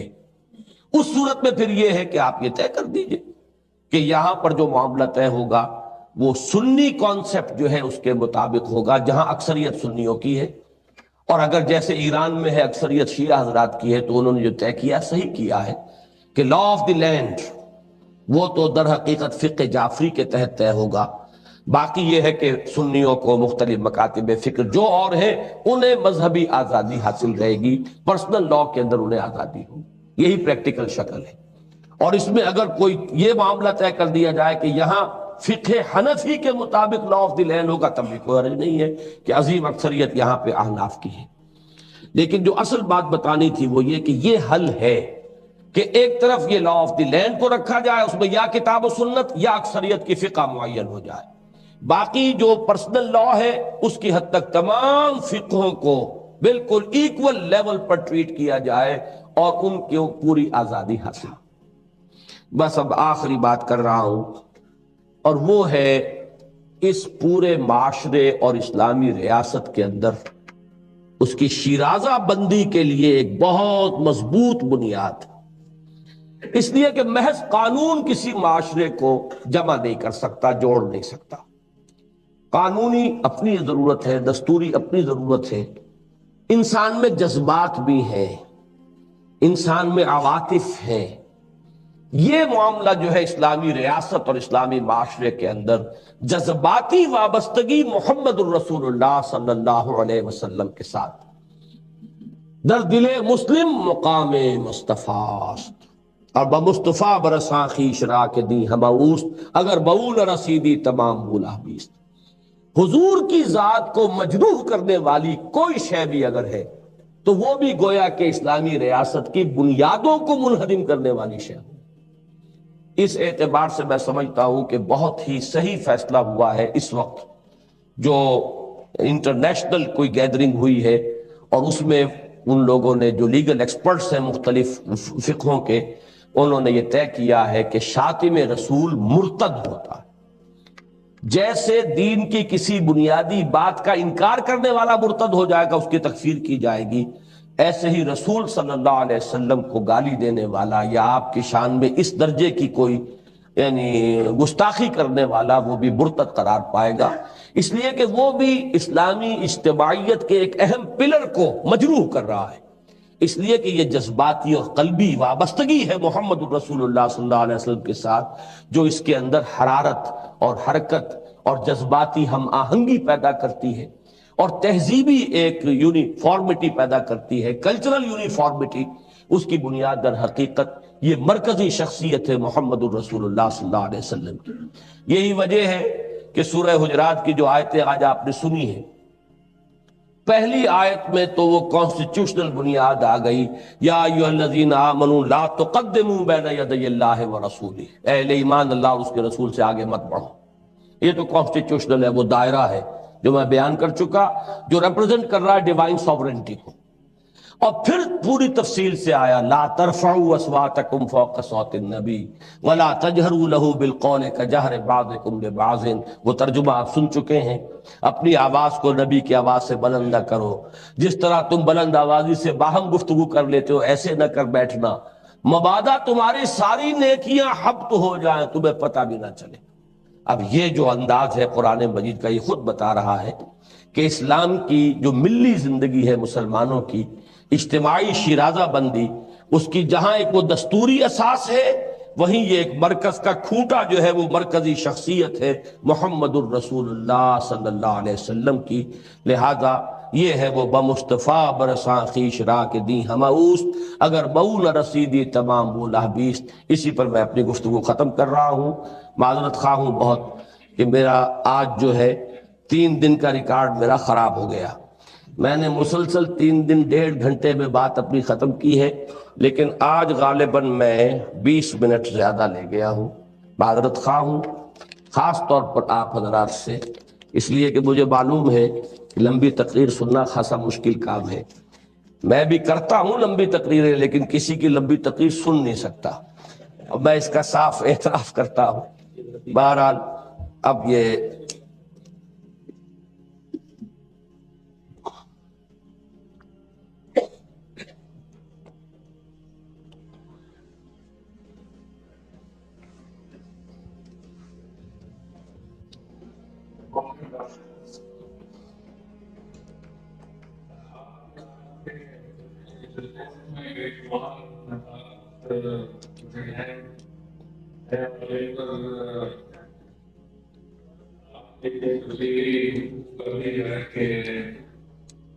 میرے خیال میں جو سب سے بڑا سوال ہے کہ آپ زیادہ انلائٹنمنٹ سے کریں، وہ تقریباً ختم ہو گیا ہے، کیونکہ آپ خود سے سچویشن کرتی ہے کہ آپ پوائنٹس کی کہ میرے ذہن میں ان کی کافی معلومات باقی نہیں رہی۔ بہرحال کیونکہ آپ نے مجھے بتایا آپ کی اجازت سے میں 3-4 بڑے مختصر سے کامنٹ میں 4 پوائنٹس کر دوں، اور وہ بڑے کام سے کر رہا ہوں کیونکہ میں اپنے آپ کو اس میں بالکل قابل نہیں سمجھتا۔ میں ممکن زبانیں لکھی ہیں پرٹیکولر سبجیکٹ پہ، اور ایک بار فون بھی لکھے ہیں، لیکن پھر بھی آپ کی ریسرچ بڑی وسیع ہے اور ہو سکتا ہے کہ جو میں آپ کروں شاید آپ سے مطابقت بھی رکھتا ہو سکتا ہے کہ شاید نہ رکھتا ہو، لیکن کیونکہ یہ پرسپیکٹو معاملہ ہے اور پرائم مسئلہ ہے، اس میں اگر میں سلام دے رہا ہوں تو آپ جان بتائیں۔ صحیح۔ سب سے بڑا مسئلہ ہے اس لیبل کا کہ آپ نے تعریف کی ہے زیرو ڈیموکریسی۔ جب ہم سائنٹیفک حساب سے کسی چیز پر لیبل لگاتے ہیں تو اس کا مطلب یہ ہوتا ہے کہ لیبل سے جو سننے والا ہے اس کی سمجھ میں آئے ہمیں ہم کس چیز کا اشارہ کر رہے ہیں، ٹیبل، پنکھا، کرسی، میز، فزکس، کیمسٹری۔ جب ایسا ہم لفظ پلان کریں اور پھر اس کو استعمال کریں اور پھر یہ ایکسپیکٹ کریں کہ اگلا اس کا مطلب اس سے سننے سے سمجھ جائے گا اور جس کا خود مطلب سمجھنے کے لیے اس سے بھی زیادہ تشریح کی ضرورت ہو، تو میرے خیال میں یہ ایکسرسائز بائی سیلف، اس کو انگریزی میں کہتے ہیں non secular, zero democracy by self سمجھانے کے لیے کتابوں کی ضرورت پڑے گی۔ تو میرے خیال میں یہ جو لفظ اسلامک ریپبلک ہے یہ بہت سارے کرنٹلی ہے، لفظ اسلام کا، ریپبلک کا، پہلے دن اس پہ کچھ گفتگو ہوئی تھی، کیونکہ اس طرح کا مقصد ہوتا ہے کمیونیکیشن، اور اگر کمیونیکیشن کے لیے ہمارے پاس اصطلاح جو ہے وہ کافی ہے، میری مکمل نہ ہو فرض کی بات ہے، لیکن اتنی کافی ہے کہ اس سے سمجھ آ رہے ہیں کہ اس پہ اتفاق کرنی چاہیے۔ لیکن میری ناقص رائے میں جو لفظ اسلامک ریپبلک ہے یا اسلامک معاشرہ ہے، اس سے بہتر ہو ہی نہیں سکتی کوئی بات، کیونکہ یہ تو ہمارے دین پر مبنی ہے۔ لہٰذا اگر کوئی فلسفی نو بیٹر کرنا ہو، بڑے روپے کا پورا ہو، وہ سمجھے کہ وہ اس سے بہتر کوئی قائم کر سکتا ہے، تو میرا خیال میں یہ اتنی بڑی وزارت ہے جس کو فلسفیکلی جسٹیفائی کرنا بڑا مشکل ہے۔ میری اپنی کتاب ہے، اس کا نام ہے اسلامک ریپبلک، اور میں نے جب نام اس کے لیے سوچنے کی کوئی ریسرچ کی تو میں نے کافی لوگوں کے کتابیں پڑھی، اور سب سے جو میرا خیال ہے، میرے خیال میں اس پہ اتھارٹیو ورک ہے وہ ہے ولفرڈ کینڈلر کا، جو یہاں پرنسپل بھی رہے ہیں ہارورڈ یونیورسٹی اسکول کے ڈین تھے، جن دو کتابیں ہیں اسلام ماڈرن ہسٹری اینڈ انڈرسٹینڈنگ اسلام، اور انہوں نے تعریف کی ہے اسلام کی، مسلمان بھی اتنی اسلام کی تعریف نہیں کر سکتا، اور انہوں نے اس میں جامع الفاظ میں کہا ہے کہ جہاں تک اسلام کے فلسفے کے سامنے کا تعلق ہے، شاید انڈیا پاکستان مسلمان کی جو لیول ہے انڈرسٹینڈنگ کی وہ کسی جگہ پہ نہیں۔ تو میرے خیال میں لفظ ڈیموکریسی کی آپ نے تعریف کی ہے، انکارپوریشن کی، اس سے میری ناقص رائے میں مسئلہ آگے نہیں بڑھتا ہے اور کنفیوز ہو جائے۔ یہ تو پہلا میرا پوائنٹ۔ دوسرا میرا پوائنٹ ہے وہ کچھ ریولوشنری نیچر کا ہے، اور وہ میں آپ میرا خیال سے ایگری کریں گے، لیکن میں نے انہیں کہا عدالت میں بتایا تھا کہ مجھے کورٹ نے کہا، سپریم کورٹ نے کہا کہ اس کو نہ اٹھائیں، کیونکہ عالم تو ہیں، ان کو اگر یہ سمجھ آتی کہ آپ یہ کہہ رہے ہیں کہ وہ ریولوشن کریٹ کر رہے ہیں۔ پوائنٹ یہ ہے، اس کا نام نے کہا ہے اور اس کی بڑی تعریف کی ہے بار بار کہ اب کانسٹیٹیوشن میں بڑے مشکلات سے یہ لفظ آ گیا ہے کہ اسلام کے خلاف کوئی قانون نہیں بنے گے، اور یہ ریولوشن بھی آ گیا ہے، اس کو آرٹیکل 2 ہی ہے۔ یہ تو ٹھیک ہو گیا، لیکن اس کو ہم جورسپروڈینشل ویلیڈیٹی کے پوائنٹ آف ویو سے دیکھتے ہیں، ہوا کیا ہے، اسلام کی جو سپریمیسی ہے وہ از خود نہیں آئی، اس کو فیکٹر نہیں آئی، کانسٹیٹیوشن کی وجہ سے آئی ہے، یعنی کانسٹیٹیوشن جو ہے وہ آپ کے سے اوپر ہے۔ کانسٹیٹیوشن نے کہا ہے کہ اسلام کی آپ بات مانیں، یہ نہیں کہ اسلام کہتا ہے کہ کانسٹیٹیوشن میں لکھا ہے۔ اور یہ بیسک کویسچن ہے جو اسٹوڈنٹس کا، جس کو فلسفہ نہیں ہے نہیں کہتے ہیں، یہ جو ایک ہوتا ہے نیڈ پیپل، یہ سب سے پہلے آئیڈینٹی کانسٹیٹیوشن میں لکھا گیا تھا، اور انہوں نے امریکہ کی ڈکلریشن آف انڈیپینڈنس سے لیا تھا کہ جو پہلا لفظ ہوتا ہے نیڈ، اس کا مطلب کیا ہے؟ انہوں نے کہا اس کا مطلب یہ ہے کہ ہماری جو ساورنٹی ہے اس دستاویز کی وہ ہم خود اپنے آپ سے ڈرائیو کر رہے ہیں، اور یہ جو فارمولا ہے کنسٹیٹیوٹ اسمبلی کا جو پہلے سب سے ماڈرن ٹائمز میں آگے جو ہے ان کی ڈائل کو کیا گیا تو ہندوستان پاکستان میں آیا تھا،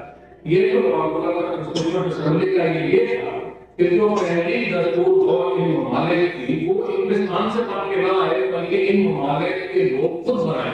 اس لیے پہلے جارجیا میں ہوا اور پھر پاکستان میں ہوا 1947 میں 2 اسمبلیاں بنائی گئی تھی. ایک کا نام تھا کنسٹیٹیوشنل اسمبلی, ایک کا نام تھا اسمبلی. ایک لا پاس کرتی تھی, ایک دستور پاس کرتی تھی. انگلستان نے تو اپنا آخری قانون پاس کیا تھا انڈین ایکٹ, اور یہ فارمولہ اور یہ 1921 کی ڈیبیٹ میں آرگومنٹ نے لیگل پروسیس میں سیٹ کیا تھا کہ ہماری جو پہلی دستاویز ہے وہ ہم بنائیں نہ کہ آپ بنائیں کنسٹیٹیوشنل پارلیمنٹ. تو مطلب میرا یہ ہے کہ یہ جو اٹاکمی کی تھیوری ہے, یعنی پاور اس کی آئی کہاں سے, برٹش کہاں سے, تو میرے خیال میں جو اسلام کو بھی درجہ دیا گیا ہے سپیریورٹی کا کانسٹیٹیوشن میں, یہ کانسٹیٹیوشن نے دیا ہے. اس کا مطلب اس کی سورس سیکولرسٹ ہے, اس کی کوئی ڈیوینیبل سورس نہیں ہے. تو یہ ہمیں حفاظت طور پہ سمجھنا چاہیے. اور موجودہ دور میں آپ نے دیکھا ہوگا عالمی تدین پہ بڑی ضرورت ہو رہی ہے, جس کی کچھ حصے میں بھی تعریف کرتا ہوں, لیکن اس کا ایک حصہ یہ بھی ہے کہ اگر عالمی تدین جاتی ہے تو یہ جو پروویژن یہ بھی جاتی ہے, کیونکہ ان پروویژن کی وجہ سے یہ جو سبقت ملی ہے نہیں ملی ہے, اس وجہ سے باتیں لیکن وضاحت مل گئی ہے, یہ بھی چلی جائے گی کیونکہ وہ 2 دفعات وہ بھی حل ہو جائیں گے. تو لہٰذا کوشچن آف سپیریورٹی اور سپریمیسی آف اسلامک لا جو ہے اس کی جو پرائیورٹی ہے میرے خیال میں کانسٹیٹیوشن نے دی ہے, آپ کو نہیں ہے. تیسری میری گزارش ہے یہ لفظ سیکولر وغیرہ کا, یہ ایک مت ہے ہمارے معاشرے میں, اور اس کی عکاسی آپ نے اپنی گفتگو میں آج بھی کی اور روشن بھی کی کہ اکثر ممالک جو ہیں یہ سیکولر, یہ اگر آپ اس کا تجزیہ کریں یہ بات صحیح نہیں ہے.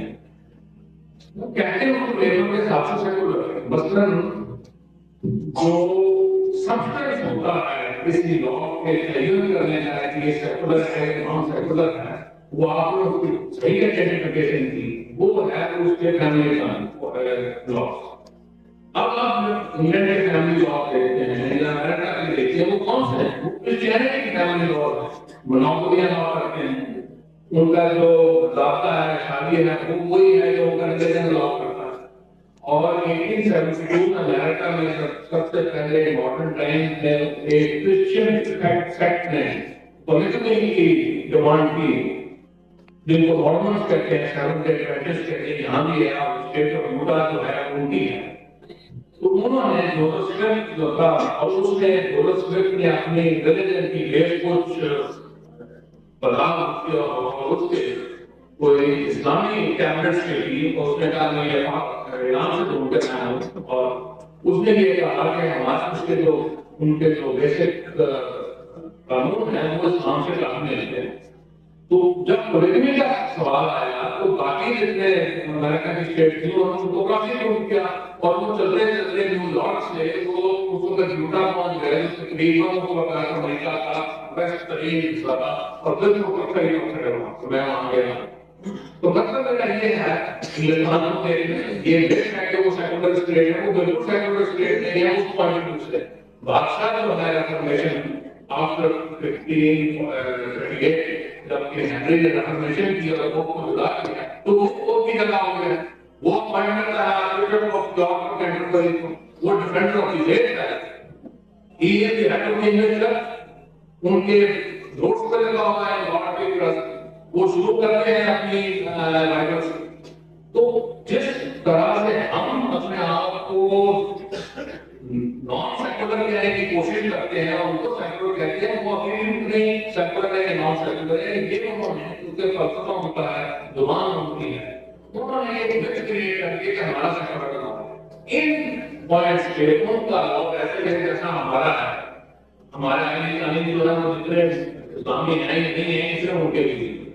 تو سوال یہاں جو بیسک ہے اسلامک لا کی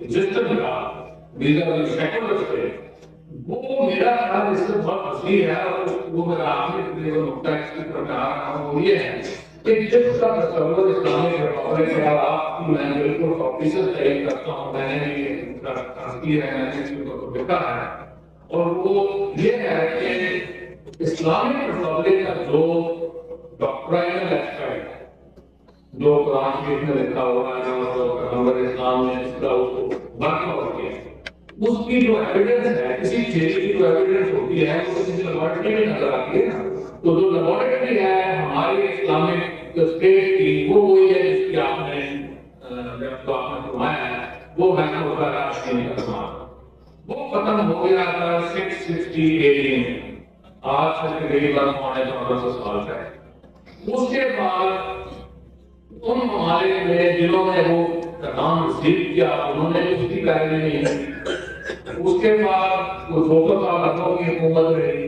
پھر اس کے بعد وہ 500 سال تک کی حکومت رہی، ویسٹرن افریقہ میں رہی، ہندوستان میں مغل بادشاہ رہے۔ تو اس صدی تک وہ جو لیبارٹری ہے جس کو ہم اسلامک ریپبلک کا حصہ ہم حاصل کرنا چاہتے ہیں، وہ تو کہیں نظر ہی نہیں آئی 660 کے بعد، حضرت علی کی وفات کے بعد وہ کہیں نظر نہیں آئی۔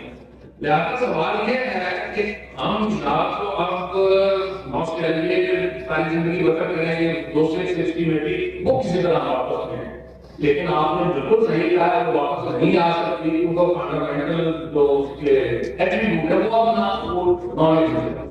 لہٰذا وہ اتحاد کا جو تصور ہے جس کو علامہ اقبال کہتے ہیں، اس کو ہم نے یوز کر کے اب کس طرف موو کرنا ہے کہ we have to accommodate the changes that have occurred in 1400 years۔ جو آرڈنری ملا ہے وہ اس کو نہیں مانتا، وہ کہہ رہا ہے کہ ہم کسی طرح 660 میں واپس جائیں، اگر ممکن ہوگا تو ہم ضرور کریں گے، لیکن جس طرح آپ نے فرمایا ہے کہ ہم ہسٹوریکلی ایکچولی نہیں واپس جا سکتے، تو میرے خیال میں آپ جیسے عالم جو ہیں جن کی اس فیلڈ میں بے بڑا ریسرچ، ہمیں اب جو پریکٹیکل گفتگو کرنی چاہیے وہ اس خدمت میں ہے کہ ہم کس طرح سے اگر اس کو نہیں پہنچ سکتے تو اپروکسیمیٹ کریں۔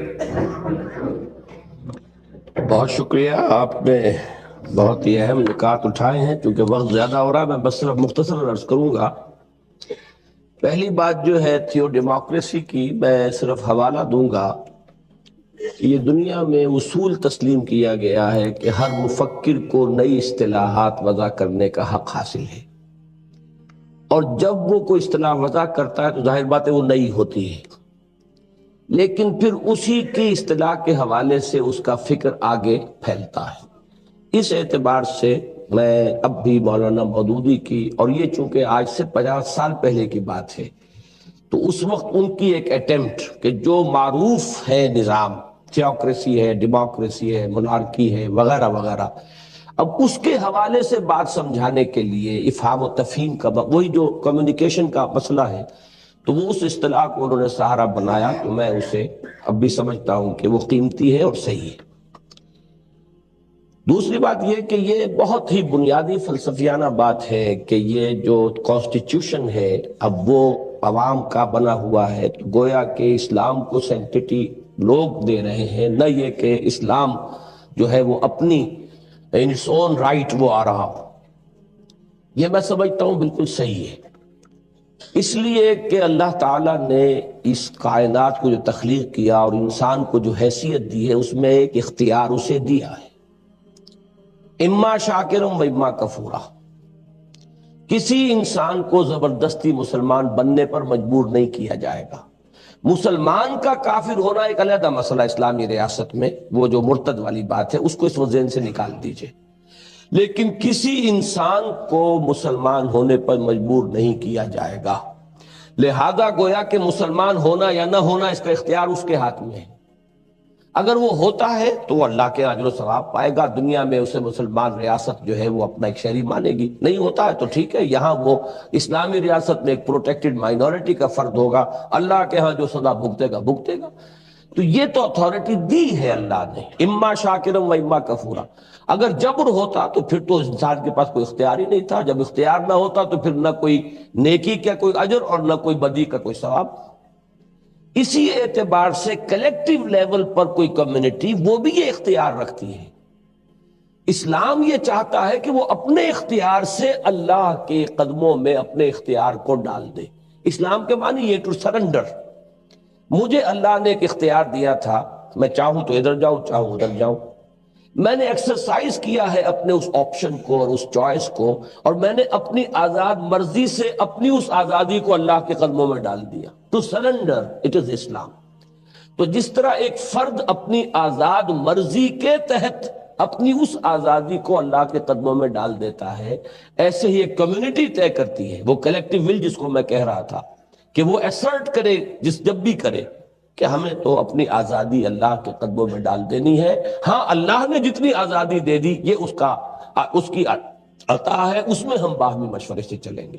تو میرے نزدیک وہ بات صحیح ہے، غلط نہیں ہے، اور وہ کوئی خطرناک بات نہیں ہے ایسی بلکہ یہ کہ اس کو صرف ذرا گہرائی میں سمجھ لیا جائے تو وہ اسلام کی بنیادی تعلیم کے مطابق ہے۔ جہاں تک سیکولر متھ کا تعلق ہے، مجھے تھوڑا سا اختلاف ہے آپ سے۔ اصل میں اسی کے حوالے سے قائد اعظم کا وہ جملہ سمجھ میں آئے گا کہ جو بہت کنٹروورشیل ہے، اور یہ کہا جاتا ہے کہ یہ تو ایک انتہائی رائے تو یہ گویا کہ انہوں نے دھوکہ کیا کہ پاکستان کی تحریک چلائی ہے اسلام کے نام پر، اور بناتے ہی ملک پہلا پالیسی سٹیٹمنٹ دیا، Hindus will cease to be Hindus and Muslims will cease to be Muslims, not in the religious sense because religion is the private affair of the individuals, but in the political sense۔ اس کا مطلب یہ کہ secularism کا نظریہ لے آئے۔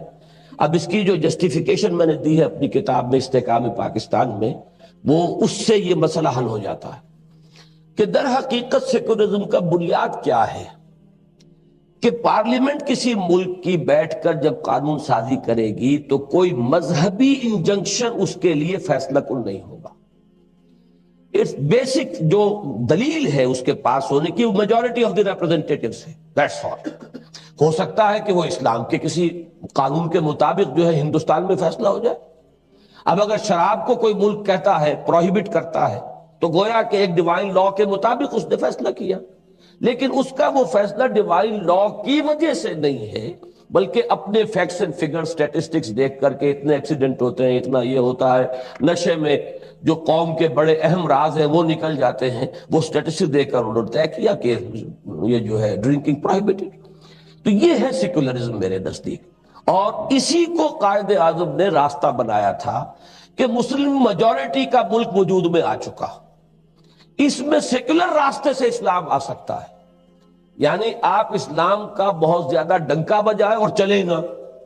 اس سے کہیں بہتر ہے موجودہ حالات میں جو قائد اعظم کی رائے تھی کہ آپ کہیں کہ نہیں صاحب ہم تو جو بھی دنیا کا اصول ہے اس کے مطابق، لیکن یہاں اتنی بڑی میجورٹی آپ کی ہوگی کہ اس کی بنیاد پر آپ جو قانون سازی چاہیں کر سکتے۔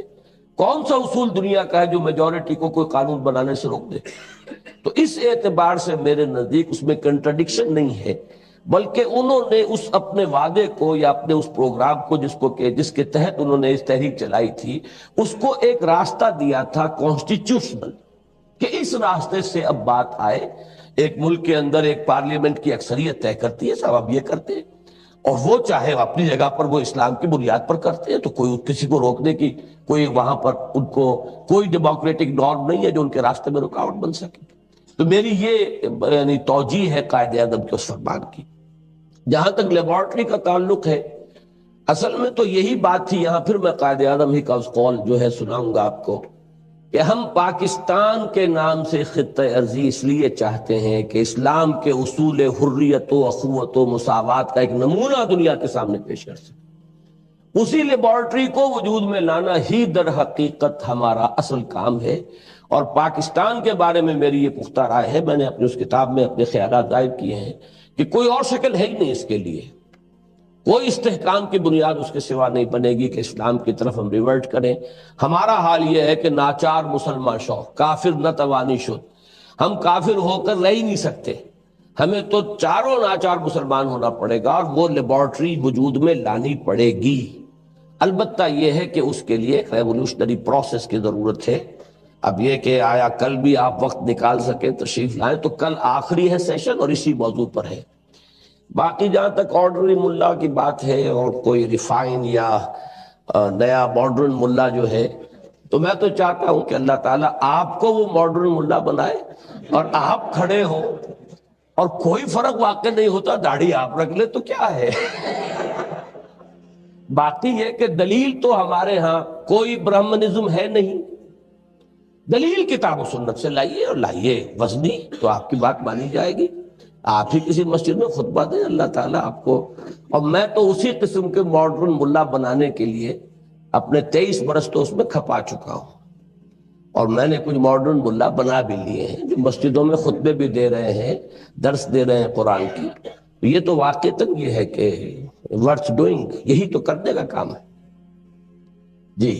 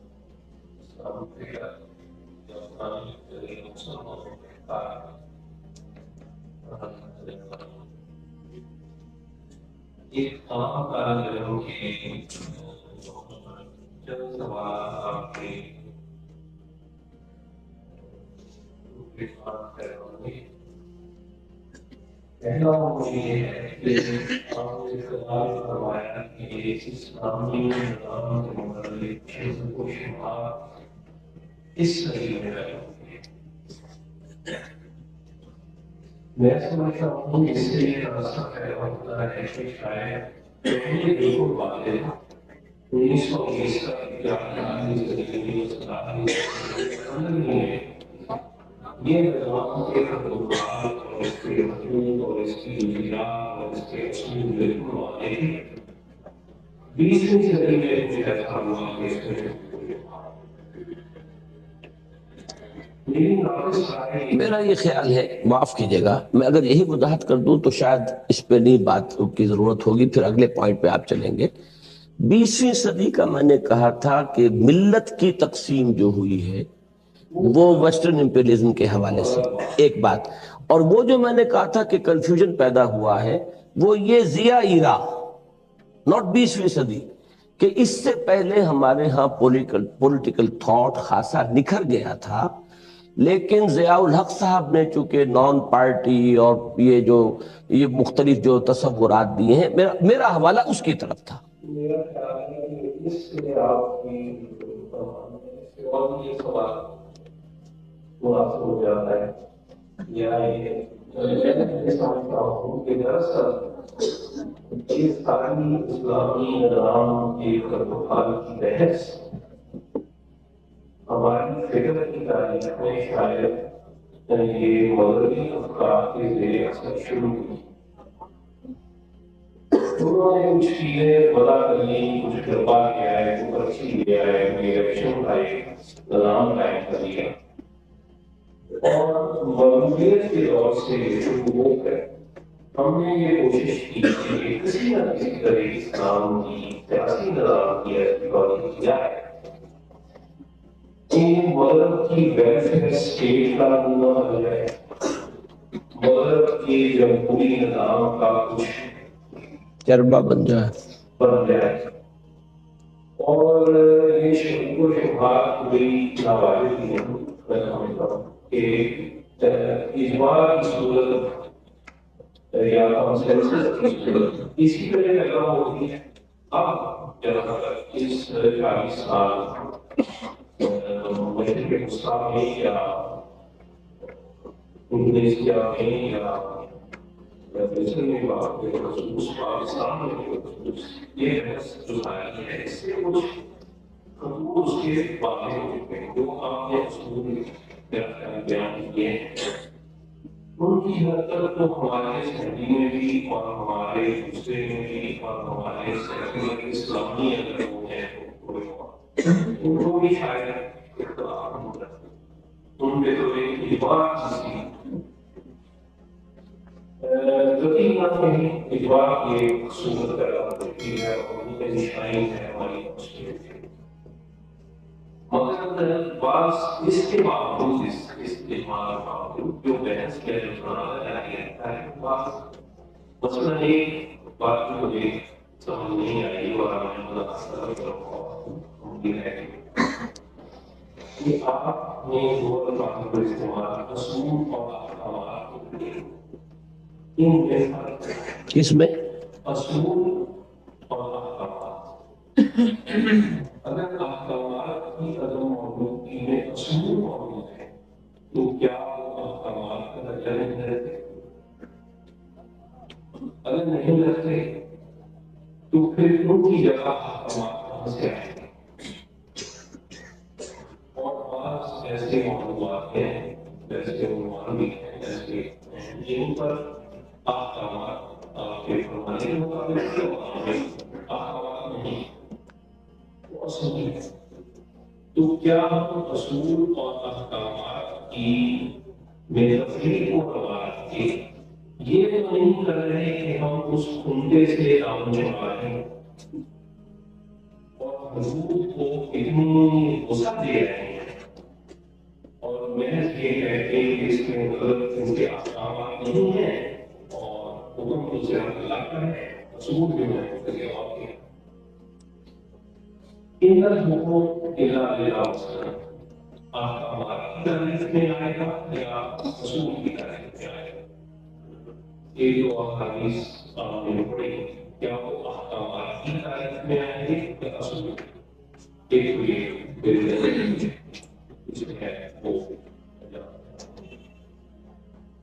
دوسری ہے اس کے علاوہ بات جو میری سمجھ میں آتی ہے کہ حاکم حضرات یا حکومت اس کی ایک اپنی ڈائنامکس ہوتی ہے. اکبر کی ایک مسئلے ہیں اور ڈائنامکس بھی کیا مسئلے ہیں حکومت کو قائم رکھنے کی 50 سال ہندوستان میں ایک اقلیت ہوتے ہوئے ایک اقلیت کا دین ہوتے ہوئے ایک اقلیت نسلی ہوتے ہوئے حکومت کو برقرار رکھا.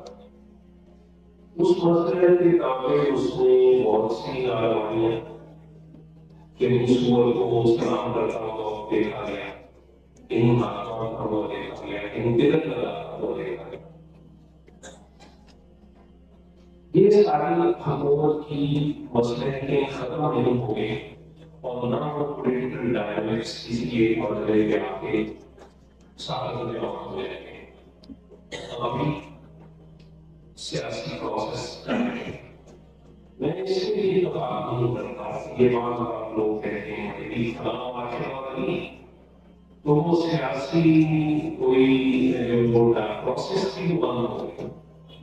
سیاسی پروسیس کو بہرحال سلطنتوں میں بھی چلتی ہے لیگلس طور پہ بھی چلتی ہے جمہوری میں بھی چلتی ہے. لیکن اور یہ کہے گا کہ ہٹلر کے ہوتے ہوئے کوئی سیاسی پروسیس نہیں تھا یا ہمارے یہاں تو میں تھوڑی اور اس کے لیے ہمارے عاملیت نہیں کسی نے دیکھی نہ اس کا کبھی جواب دیا. عاملیت یہ نہیں ہوتی جو یہاں ڈھیلی ڈھالی جمہوریت اور ڈھیلی ڈھالی عاملیت ہوتی ہے. عاملیت کئی معنوں میں اس طرح ہے یہ ہٹلر یا مسولینی سمجھ ہے وہ ان میں سیاسی پروسیس یہی کرتا رہتا ہے. اگر مسلمان ملکوں کے اللہ کی حاکمیت کے حوالے سے اس پروسیس کو دیکھیں تو مجھے یہ خدشہ ہے کہ اللہ کی حاکمیت کے اقرار کے باوجود یعنی حقوق کے اقرار کے باوجود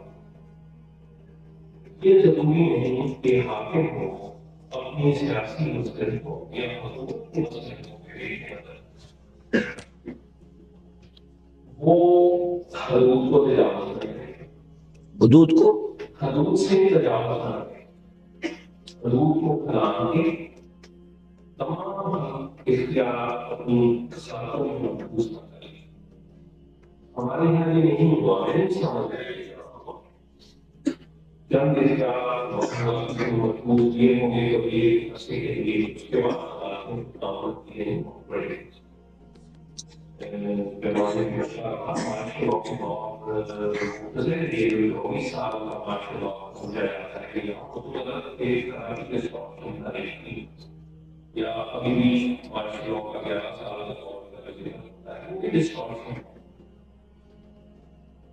तो ये क्या जरूरी है कि मैं इस नजरियाती इकरार के बावजूद या इकरार के लिसान के बावजूद आपके मुतल्ले इकरार न करेंगे जो यूरोप में जमहूरियत के इकरार के बावजूद ये समझ लेना इसमें जरूरी है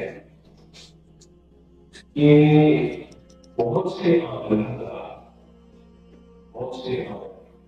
दुनिया में आत्मनिर्भर आमा की बुनियाद और नजरिए पर मुस्तकिल हुए और उसके बाद दायरे भी रहे। डेमोक्रेसी का लफ्ज कोई एक माना का हासिल नहीं, दूसरी अपने आप को डेमोक्रेसी कहते हैं। हिटलर ने अपने डेमोक्रेसी का लफ्ज भी इस्तेमाल किया, उसे मजबूती किया। बस सोशलिस्ट प्रयास ने बोर्जुआ डेमोक्रेसी को कंडेम करती है और अपने असूल उम्मीद का करने को उसको करती है और उसकी बुनियाद पर अपने एक पारियत की एब्सोल्यूट रूल यहाँ पर तय होगा उसके असली निज़ाम में उसका हवाला अल्लाह की ज़ात नहीं होगी, उसका हवाला नया वाला होगा। हमारे हवाले से वो एब्सोल्यूट है, हमारे इस अदारे के हवाले से वो एब्सोल्यूट है। ये हम खुशियों का साथ है और वो आगे ये एब्सोल्यूट रूल की ये जरूरी तौहीद नहीं है कि वो करें या अल्लाह के मद्दे मुकाबले जैसे मैं कहूँ कि अल्लाह का इकरार करने वाले, अल्लाह को मानने वाले, अल्लाह की हाकिमियत इलाहिया का इकरार करने वाले और उनके हैं अपनी ज़ातों में उसे लागू करने वाले पब्लिक अफेयर्स में उसे लागू करें ना करें तो क्या इसका क्या फिर अदालतों का जो हाल है वो मैं समझता हूँ कि कोई पता नहीं। अमेरिका की सारी अदालतें अमेरिका के अदालतों में बहुत बड़े फैसले इंतजामिया की मसलहतों के ताबे थे। पाकिस्तान की अदालतों की तारीख अभी हालिया फैसलों में अदालतों ने पिछली पढ़ाई है वो पाकिस्तान में ऐसा नहीं है। लेकिन इस तरह नौजवान के लिए अदालतों के हाथ में अगर ये चीज हो जाए तो बस वो इस्लामी निज़ाम की उसका बुनियाद एक अदालत ये कहती है कि यहाँ कॉन्स्टिट्यूशन साथ कहते हैं कि ये डाकू है, डाकू लेना ले मार ले जाए असेंबली में नाजायज क्यों नहीं है जिन्हें जो साहब को उसका अलग नहीं मिलना चाहिए और जिसने हुई है उसको उसकी सजा मिलनी चाहिए वो ले जाएंगे। अब ये जो एक तरह की ये अनकॉन्स्टिट्यूशनल भी है मगर तहरीर भी अदालत ने नहीं कर रही। अगर अदालतों का यही मेरा ख्याल है कि इंसान होने के नाते से मसले हैं उनकी भी है नौकरी भी है खुशबूदी भी है आदमों की खुशबूदी भी है चाहे तो ये किस तरह हम कहेंगे अदालतें हैं और बोर्ड का मौजूद जैसे आपने कहा कि थियोक्रेसी का मतलब मैं नहीं समझता कि उलमा का कोई बोर्ड सारे निज़ाम को थियोक्रेसी के रूप में करते हैं। मैं उसके वजूद में आने से और उसका वजूद वहाँ होने से सारे का सारा निज़ाम एक थियोक्रेटिक हो गया। इसके बाद एक आखिर में थोड़ी सी गुजारिश ये करनी है कि जो खिलाफत किसी ज़ीफ़ है उसकी वापसी मतलब नहीं बेमार मौलाना जिनको बात मौजूद करते हैं कि वो ना आए या पुराने कलाम وہ کوئی لاؤڈ اسپیکر کو چھوڑنے میں کیا آتا نہیں ہے. لہٰذا یہ کون ہوگا جو یہ کہے گا کہ ٹرائبل سسٹم یہاں لے آئے اس کے بعد وہ بتاؤ ہے یہ وہ زرعی معاشرہ یہاں لے آئے, یہ جو پرانا تھالی یہاں لے آئے, یہ پرانے اپنا بجلی کو آپ کھول کر کے دیا گیا ہے, یہ کوئی نہیں کہتا کہ یہ نئے طور پہ اس کا الزام وہ لگانا کہ اس گناہگار کو سنبھالوں گے اور جو اس سے کیا ہے اور جو اس سے اس کی مہمان واپسی نہیں ہے. کوئی ماڈل اب گزاری کا ہو گیا پلیٹ ہو گیا وہ مہمان واپس لانے کے لیے مطلوب نہیں ہوتا ہے. ہم خلافت راستہ کے ماڈل کو ریجیکٹ کریں گے تو اس سے مطلوب مہمان واپس نہ کریں, بلکہ اس سے مراد نہیں ہے جو آپ نے بتایا ہے کہ اصول وہاں سے حاصل کریں.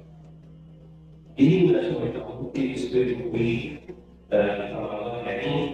عادل صاحب نے فرمایا میرا یہ بات ان پر بھی ایک تبصرہ ہے کہ اس کی واپسی اس کا مطلوب نہیں ہے, نہ اس معاشرے نہ اس سیاسی نظام نہ اس طریقے جو مشاورت تھا اس کی.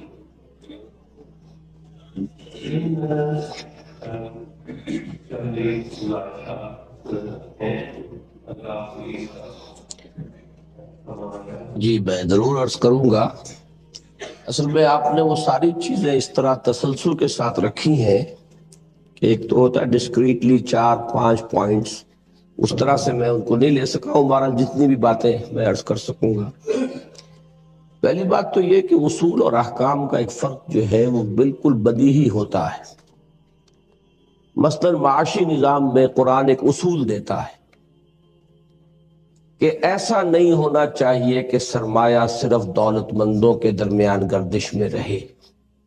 ایک آبجیکٹو کہہ سکتے ہیں, ایک اصول کہہ سکتے ہیں, لیکن ایک حکم ہے سود حرام ہے, جوا حرام ہے, یہ حکم ہے. اسی طریقے سے معاشرتی زندگی میں ایک اصول ہے وَلَهُنَّ مِثْلُ الَّذِي عَلَيْهِنَّ بِالْمَعْرُوفِ وَلِلرِّجَالِ عَلَيْهِنَّ الدَّرَجَةُ, کہ جیسے عورتوں کے فرائض ہیں ویسے ان کے حقوق بھی ہیں اور مردوں کو ان پر ایک درجہ فوقیت کا حاصل ہے. اب اس کے اصول احکام آئے ہیں کہ طلاق دینے کا حق جو ہے مرد کو ہے, عورت کو نہیں ہے. عورت طلاق لے سکتی ہے کسی کے ذریعے سے, وہ احکام کہلائیں گے. تو سیاسی میدان میں میری کنٹینشن یہ ہے, سبمیشن یہ ہے کہ ہمیں اصول دیے گئے ہیں, اس نوعیت کے احکام نہیں دیے گئے, تاکہ جو بھی نظام ہم وضع کریں وہ جیسے کہ زمانے کا ارتقا ہو رہا ہے اس کے ساتھ اس کو ہم ایڈجسٹ کر کے لے سکیں. جہاں تک مارشل لا کا اور آمریت کا تعلق ہے, آپ کی بات 100% درست ہے. یہ آمریت نہیں تھی, یہ مارشل لا تھا. آمریت خود ایک پولیٹیکل فارم ہے. آمر وہی ہوتا ہے جو عوام کو پہلے اپنے جذباتی طور پر گرفت میں لے کر اوپر آتا ہے. وہ بھی ایک نوع کی ڈیموکریسی ہے کہ اس کی سورس آف سٹرینتھ جو ہے وہ عوام ہوتے ہیں, ماسز ہوتے ہیں.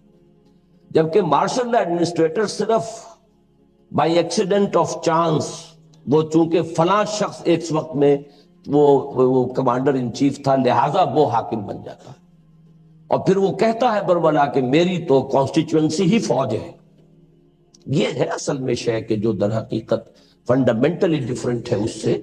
ورنہ جو اصل فاشزم ہٹلر کا یا مسولینی کا وہ آمریت, وہ تو یقیناً ایک پولیٹیکل پروسیس ہے اور وہ ایک اس کی ڈیفرنٹ فارم ہے. لیکن یہ کہ اس کو میں بھی سمجھتا ہوں کہ وہ مختلف ہے مارشل لا سے. اقرار کے باوجود حکمران کو غلطی کرے یا تجاوز کر جائے, یہ بالکل اسی طرح ہے جیسے ہم اقرار کر کے گناہ کرتے ہیں. ہم کہتے ہیں کہ ہم اللہ اور اس کے رسول کو مانتے ہیں, لیکن فرض کیجئے کوئی شراب پی رہا ہے, اقرار کے باوجود وہ گناہ کر رہا ہے. یہ امکان کبھی بھی ایریڈیکیٹ نہیں کیا جا سکتا, امکان موجود رہے گا. آپ اجتماعی نظام کے تحت اسے منیمائز کرتے ہیں.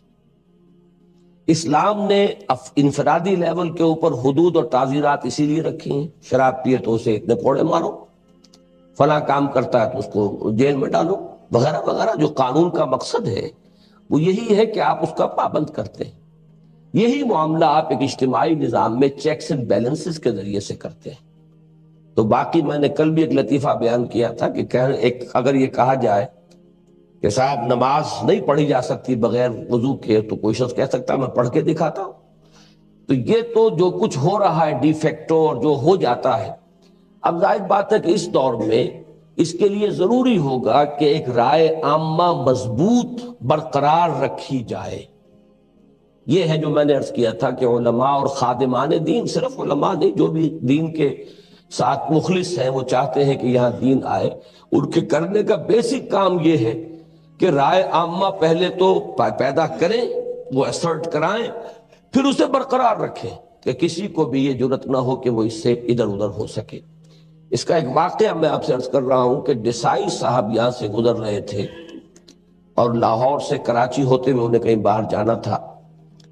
تو اس زمانے میں ایک صاحب جو اب تو ریٹائر ہو چکے ہیں، آئی جی تھے بہاولپور کے، رحیم خان لغاری، انہوں نے مجھے خود بتایا ہے واقعہ کہ اس زمانے میں یہ تھا جیسے کہ اب بھی ہے کہ ڈی آئی جی سرجن کا وہ ان کے ساتھ سفر کرتا تھا، اگلے ڈی آئی جی کو حوالے کر کے تو پھر وہ فارغ ہوتا تھا.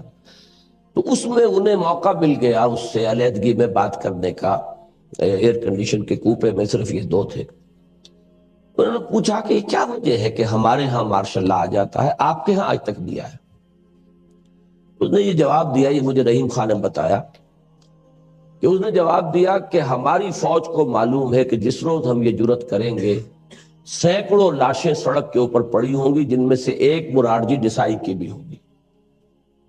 یہ پتہ ہے انہیں، جبکہ آپ کے ملک کے اندر یہ شعور نہیں تھا، اس لیے چل گیا. ضرورت تو اس بات کی ہے کہ یہ عوام کے اندر اپنے حقوق کا شعور ہو اور اس کے لیے کھڑے ہونے کا جذبہ موجود ہو. تو یہ ایک سبب ہوتا ہے، ورنہ تو ظاہر بات ہے کہ کون نہیں چاہتا کہ حکومت اس کی ہو جائے اور پھر وہ بالکل بکٹٹ ہو جائے، کوئی اس کے چیکس اینڈ بیلنسز نہ ہو. یہ تو کلا ان الانسان لیطغی، انسان کے اندر یہ ٹینڈنسی جو ہے ظلم کی، تعدی کی، آگے بڑھنے کی، دست درازی کی، دوسروں کے حقوق جو ہے غصب کرنے کی پیدا ہوئی جاتی ہے. اس کا ایک علاج تو اسلام کرتا ہے فرام ودن، ایمان پیدا کرنا، انا الی ربک الرجعی، کہ یہاں اگر پکڑ نہ بھی ہوئی تو آخرت میں جا کر پکڑ ہوگی. یہ ہے انٹرنل چیک اینڈ بیلنس، جو بھی آپ کہیں ریسٹرینٹ، جو اندر سے پیدا کرتا ہے. اور پھر اس نے نظام کے اندر وہ ریسٹرینٹس جو ہے فراہم کیے ہیں. باقی جہاں تک خلافت راشدہ کے ماڈل کی بات آپ کر رہے ہیں، وہ بات اس لیے کہنی پڑتی ہے کہ مثلا ایک شخص کہتا ہے کہ کسی خلیفہ راشد کے لیے ایک دفعہ تو چلیے مان لیا کہ لوگوں کی مرضی سے اس کی اپائنٹمنٹ ہوئی، لیکن اسے ڈپوز کرنے کا تو کوئی وہاں واقعہ نہیں ہے.